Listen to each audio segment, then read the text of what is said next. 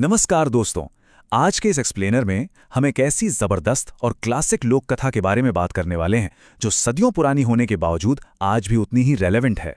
हम बात कर रहे हैं ईमानदार किसान और लालची व्यापारी की। एक ऐसी कहानी जो सच्ची मेहनत और अंधे लालच के बीच की टक्कर को बिल्कुल साफ साफ दिखाती है। बिना इस कहानी का मजा खराब किए हम इसके अंदर छिपे कर्मा, ह्यूमन साइकोलॉजी और सामाजिक पहलुओं को डिकोड करेंगे। तो चलिए शुरू करते हैं। लेकिन आगे बढ़ने से पहले एक बहुत ही गहरा सवाल। जरा सोचिए, क्या इस पैसे और लालच से चलने वाली दुनिया में एक ईमानदार इंसान वाकई टिक सकता है? ये सिर्फ एक सवाल नहीं है, बल्कि इस पूरी कहानी का फिलॉसफिकल हुक है।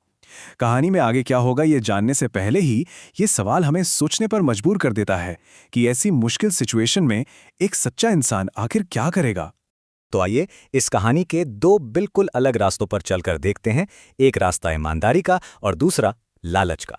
कहानी के मेन कैरेक्टर्स यहीं से सेट होते हैं। दोनों में जमीन आसमान का फर्क है। एक तरफ है धनिया, एक बेचारा गरीब पर बेहद मेहनती किसान।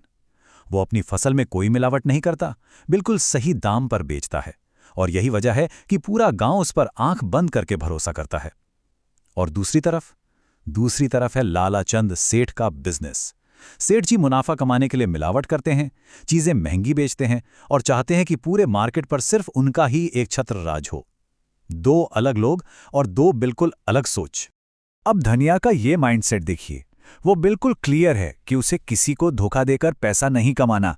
उसके लिए दिन भर खून पसीना एक करके जो अपनी मेहनत का सही दाम मिल जाए वही काफी है। और सच कहूं तो धनिया का यही सुकून और ईमानदारी उस शक्तिशाली लालाचंद सेठ को अंदर ही अंदर खा रही थी। सेठ बुरी तरह चिढ़ गया था क्योंकि धनिया की सच्चाई उसके भ्रष्ट बिजनेस के लिए सबसे बड़ा खतरा जो बन गई थी। और इस जलन का नतीजा क्या निकला? एक बेहद क्रूर साजिश। सिर्फ 24 घंटे, जी हां 24 घंटे से भी कम वक्त में एक भले इंसान की पूरी जिंदगी बर्बाद कर दी गई। रात के घंघोर अंधेरे में धनिया की लहलहाती फसल में जहर डाल दिया गया। सुबह होते ही पंचायत में चोरी की एक झूठी कंप्लेंट लिखवा दी गई। दोपहर को धनिया के घर की तलाशी हुई, जहां सेठ की साजिश के मुताबिक एक अंगूठी पहले से छुपा दी गई थी। और शाम आते आते उस निर्दोष किसान को गांव से बाहर निकाल दिया गया। ये सब इतना तेज और बेरहमी से हुआ कि किसी को कुछ सोचने का वक्त ही नहीं मिला। पंचायत के सामने लालाचंद सेठ का वो नाटक, उफ! उसने पूरे कॉन्फिडेंस के साथ सबके सामने धनिया पर झूठा आरोप लगा दिया, और उस एक झूठे इल्जाम ने धनिया की वो सारी इज्जत मिट्टी में मिला दी जो उसने सालों की मेहनत और सच्चाई से कमाई थी। और उसके ठीक विपरीत धनिया का बचाव देखिए। एक ऐसी बेबस पुकार जो किसी ने नहीं सुनी। उसने चीख कर कहा कि मैं गरीब जरूर हो सकता हूं पर चोर नहीं। सोचकर देखिए उस वक्त का टेंशन। एक तरफ ताकत और झूठे सबूत थे और दूसरी तरफ एक आम सच बोलने वाला इंसान जिसकी गांव में कोई सुनने वाला नहीं बचा था। अब आता है इस कहानी का सबसे दर्दनाक हिस्सा, जब उन्हें अंधेरे में निष्कासित कर दिया गया। धनिया, उसकी बूढ़ी मां और छोटी सी बेटी गौरी को बिना किसी सहारे के निकाल दिया गया। उनका घर, उनके खेत, उनके पानी तक का हक उनसे छीन लिया गया। सूरज ढल चुका था और उनके सामने खड़ा था एक भयानक अनजान जंगल, जिसके बारे में न जाने कैसी कैसी डरावनी कहानियां मशहूर थीं। ऊपर से एक घनघोर तूफान भी तेजी से उनकी तरफ ही बढ़ रहा था। जब वो परिवार अपनी जान बचाने के लिए भाग रहा था, तो हमारे दिमाग में सबसे बड़ा सवाल यही आता है कि इस डरावने अंधेरे में आखिर उनका क्या अंजाम होगा। ये एक ऐसा क्लिफहैंगर है जहां लगता है कि अब तो बस सब खत्म। लेकिन तभी एक रहस्यमयी गुफा उनकी किस्मत बदल देती है। आइए देखते हैं कैसे।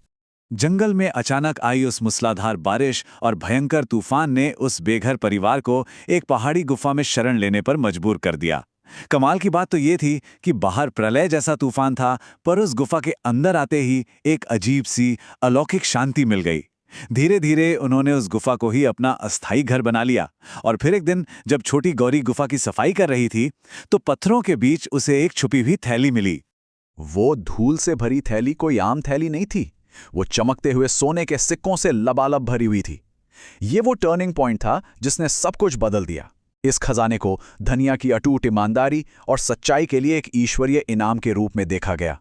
और इसी दौलत की मदद से धनिया ने पड़ोस के गांव में एक नया घर और खेत खरीदा और अपने परिवार की खुशियां वापस लौटा दी। लेकिन कहानी यहां खत्म नहीं होती। अब बारी थी लालच के उस जाल की। अब सेठ के दिमाग का हाल देखिए। जब उसे धनिया के अमीर होने की खबर मिलती है तो वो पागलों की तरह खुद उस गुफा में खजाने की तलाश में निकल पड़ता है। उसे वहां सोने से भरी एक और थैली मिल भी जाती है, लेकिन लालच में इतना अंधा हो चुका था कि वो गुफा के और अंदर चला जाता है और बाहर निकलने का रास्ता ही भूल जाता है। भूख और प्यास से तड़पते हुए अपनी जान बचाने के लिए आखिर उसे अपने हाथों से वो सोना वहीं छोड़ना पड़ता है। उसका अपना लालच ही उसका सबसे बड़ा जाल बन गया था। अंधेरी गुफा में मौत को सामने देखकर आखिर लाला चंद सेठ को ये बात समझ आ ही गई। उसे एहसास हुआ कि दूसरों का हक छीनकर कमाई हुई दौलत कभी सच्ची खुशी नहीं दे सकती। ये खजाना उसके लिए वरदान नहीं बल्कि उसके अंधे लालच की सजा बन गया था। और अंत में होती है सच्चाई की जीत। गुफा से किसी तरह खाली हाथ अपनी जान बचाकर गांव लौटे सेठ के साथ आखिर में न्याय होता है। अब जरा दोनों के अंजाम पर गौर करते हैं। धनिया, जिसने सच्ची मेहनत की और बेईमानी से दूर रहा, उसे नई दौलत मिली, नया घर मिला और उसकी खोई हुई इज्जत वापस लौट आई। वहीं लालाचंद सेठ, जिसने धोखा और साजिश का रास्ता चुना, उससे पंचायत ने भारी जुर्माना लगाया, पूरे गांव के सामने जलील किया और हमेशा के लिए गांव से निकाल दिया। ये वही कर्मा है जिसका हिसाब हमेशा बराबर होता है। और जानते हैं सबसे खूबसूरत बात क्या हुई? जब पुराने गांव के सरपंच को सच्चाई पता चली तो वो माफी मांगने और धनिया को वापस बुलाने आए। पर धनिया ने वापस जाने से साफ इनकार कर दिया। उसने कहा कि जिस नए गांव ने बुरे वक्त में उसकी मदद की और उसे सम्मान दिया, वो अब वही रहेगा। ये जवाब अपने आप में एक बहुत बड़ा सबक है कि ईमानदार इंसान वही रहना पसंद करता है जहां उसकी सच्चाई की कद्र हो। तो दोस्तों, इस एक्सप्लेनर का अंत हम एक बहुत ही खास सवाल के साथ करते हैं। अगर सबसे गहरा अंधेरा ही इंसान के असली स्वभाव को बाहर लाता है तो सोचकर देखिए, जब कोई नहीं देख रहा होता तब आप क्या चुनते हैं? धनिया ने अंधेरे में भी ईमानदारी चुनी और सेठ ने लालच। सच्चाई की यही शाश्वत शक्ति है जो हर मुश्किल वक्त में अपना रास्ता खोज ही लेती है। उम्मीद है इस विश्लेषण ने आपको कुछ नया सोचने पर मजबूर जरूर किया होगा।